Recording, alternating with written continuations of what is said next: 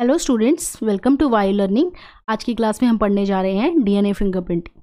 अब देखो, DNA fingerprinting क्या है, इसकी टेक्निक क्या है, ये सब हम पढ़ेंगे, लेकिन पहले हम जानेंगे इसका प्रिंसिपल। इसके प्रिंसिपल में दो चीज़ें हमें समझनी है, एक तो है पॉलीमॉर्फिज्म और दूसरा है सैटेलाइट डीएनए। अगर हम ये दो चीज़ें समझ जाएंगे तो काफ़ी हद तक हमें इसकी टेक्निक समझने में आसानी होगी, और डीएनए फिंगरप्रिंटिंग है क्या ये तो हमें अपने आप ही समझ में आ जाएगा। ठीक है, तो पहले हम बात करते हैं पॉलीमॉर्फिज्म। ठीक, अब जैसे मान लेते हैं ये किसी एक इंडिविजुअल का डीएनए है। ठीक, ये बात तो देखो हमने पिछले वीडियो में देखी थी कि 99% जो होते हैं लोग, उनका डीएनए सबका सेम होता है, सिर्फ 0.1% जो है वो डीएनए अलग होता है, और ये 0.1% की वजह से हर इंसान एक दूसरे की से अलग दिखता है। तो मान लेते हैं किसी एक इंसान का ये हमारे पास एक ये डीएनए है, इसका सीक्वेंस जैसे हम ले लेते हैं यहाँ पर TGCTTAG ऐसा सीक्वेंस ले लिया। ठीक, अब क्या हुआ, म्यूटेशन हो गई। म्यूटेशन में क्या हुआ, चेंज आ गया। चेंज क्या आया, मान लो ये जो T है ना, ये हट गया और इसकी जगह आ गया यहाँ पर A, म्यूटेशन हो गई। ठीक, या फिर क्या हो गया, कुछ इंसर्शन हो गया, ये G की जगह एक और G ऐड हो गया, इंसर्ट हो गया। या फिर कुछ डिलीशन हो गया, ये A जो है ये डिलीट हो गया। यानी इंसर्शन, डिलीशन, म्यूटेशन, यानी कुछ भी डीएनए के सीक्वेंस में चेंज आया तो इस डीएनए का पूरा सीक्वेंस क्या हो गया, वेरी कर गया, चेंज कर गया, इसमें वेरिएशन आ गई।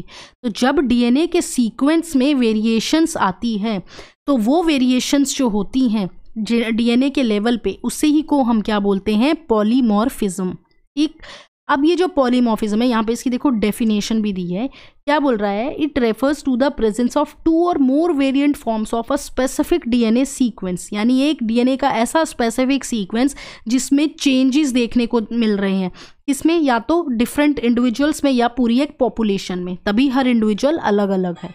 अब ये पॉलीमॉर्फिज्म जो है ये तो हमें समझ में आ गया, यानी वेरिएशंस हैं डीएनए के सीक्वेंस में। ओके, ये वेरिएशंस के कारण क्या है, इनके वेरिएशंस के कारण है म्यूटेशन, इंसर्शन, डिलीशन, और एक और रीजन है, वो क्या है, रिकॉम्बिनेशन।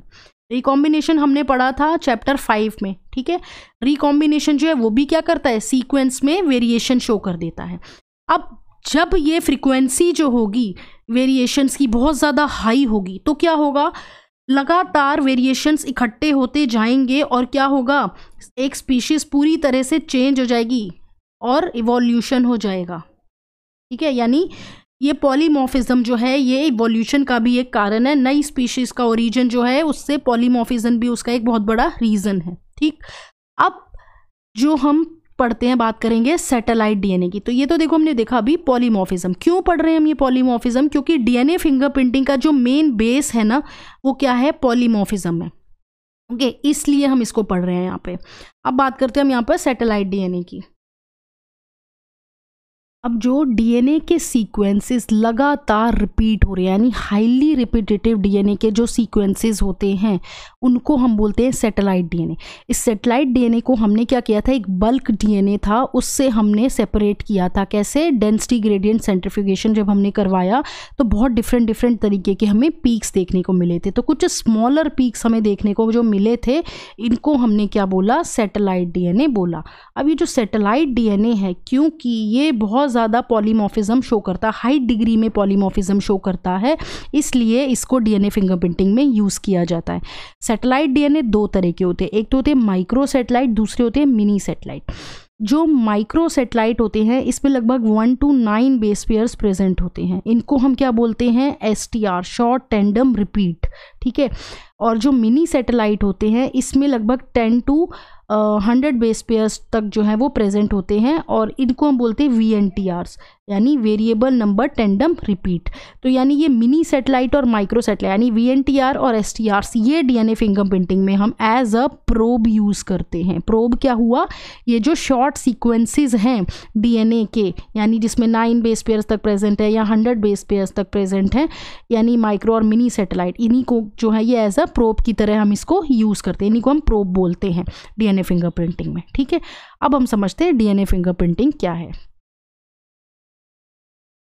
तो डीएनए फिंगरप्रिंटिंग क्या है? ये एक लेबोरेटरी टेक्निक है जिसमें हम क्या करते हैं, किसी एक पर्सन की आइडेंटिटी का पता लगाते हैं। यानी उसका जो डीएनए सीक्वेंस है, उसका जो डीएनए में न्यूक्लियोटाइड का सीक्वेंस है, उसमें कुछ यूनिक जो रीजन्स प्रेजेंट है, उस बेसिस पे यानी उसकी डीएनए की स्पेसिफिसिटी के बेसिस पे हम उस पर्सन की आइडेंटिटी पता लगा रहे हैं, उसको हम बोलते हैं डीएनए फिंगरप्रिंटिंग। इस टेक्निक को जो है वो सबसे पहले इनिशियली डेवलप किया था एलिक जेफ्रे ने।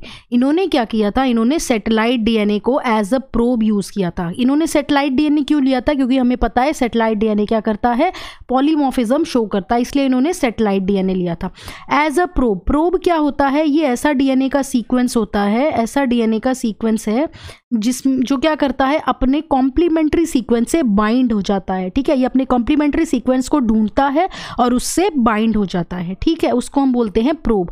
तो यहाँ पर इन्होंने सैटेलाइट डीएनए की हमने दो टाइप्स पढ़ी थी, माइक्रो सैटेलाइट और मिनी सैटेलाइट। यहाँ पर इन्होंने सैटेलाइट डीएनए में मिनी सैटेलाइट्स लिए थे, यानी VNTRs लिए थे। ये VNTRs किसके अंदर आते हैं? मिनी सैटेलाइट्स के अंदर, यानी जिसमें 10 to 100 बेस पेयर्स प्रेजेंट होते हैं। अब हम समझेंगे इसकी टेक्निक।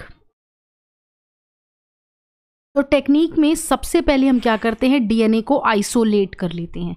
एक बार जब हमें डीएनए मिल गया, फिर हम उसको क्या करेंगे, फ्रेगमेंट्स में ब्रेक करवाएंगे, यानी उसका डाइजेशन करवाएंगे with the help of restriction endonuclease.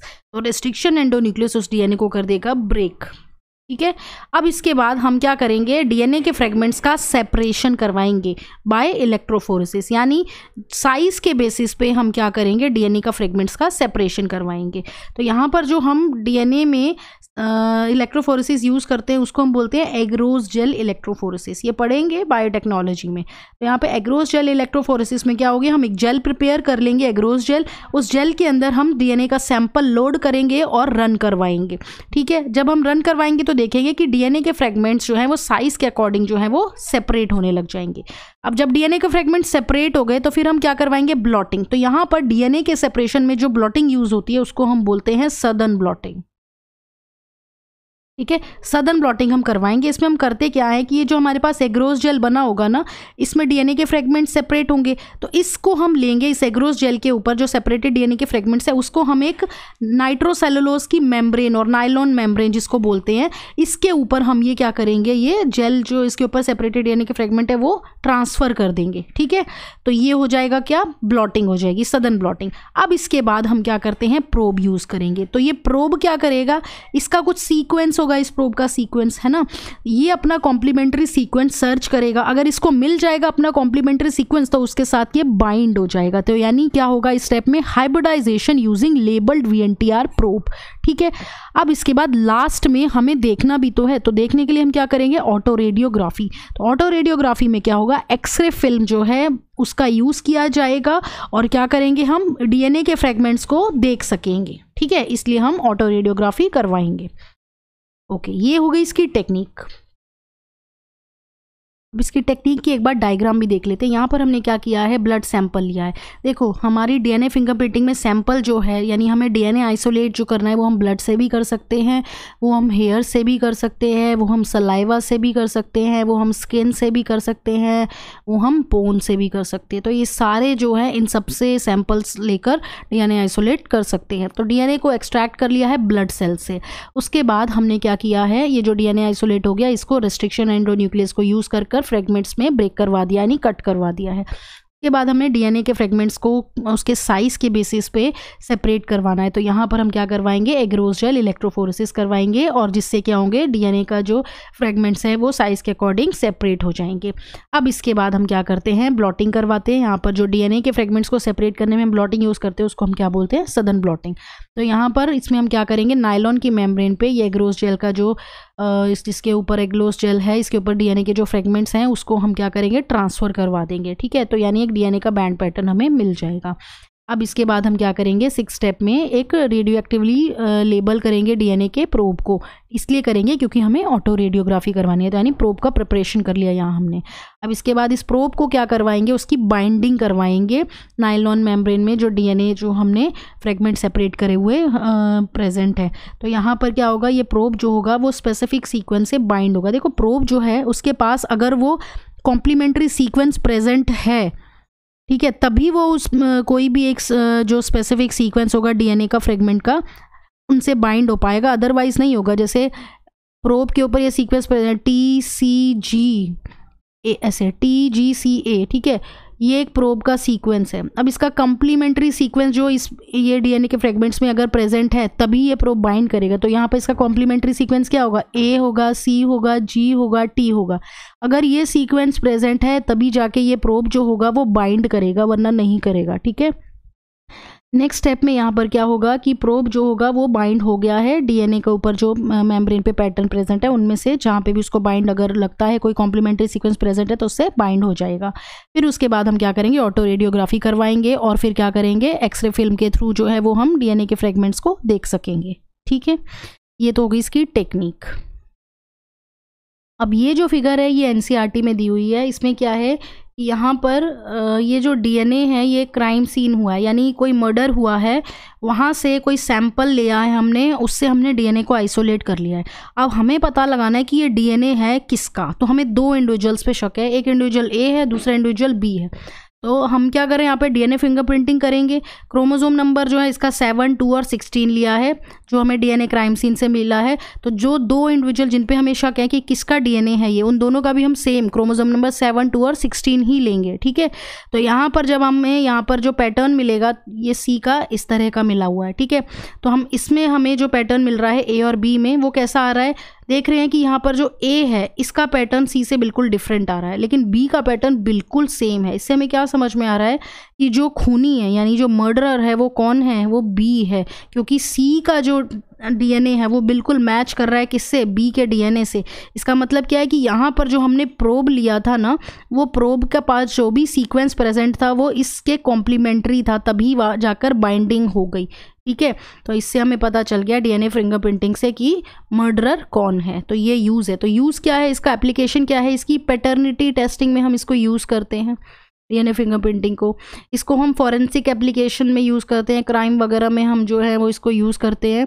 ठीक है, और हम इसको जेनेटिक डाइवर्सिटीज़ जो हैं वो चेक करने के लिए हम इसका यूज़ करते हैं जेनेटिक डाइवर्सिटीज़ में, और पॉपुलेशंस की स्टडीज़ में, पॉपुलेशन को डिटरमाइन करने में भी जो है वो हम डीएनए फिंगरप्रिंटिंग यूज़ करते हैं। तो ये सारी इसकी एप्लीकेशंस हैं। तो ये था आज का टॉपिक, डीएनए फिंगरप्रिंटिंग।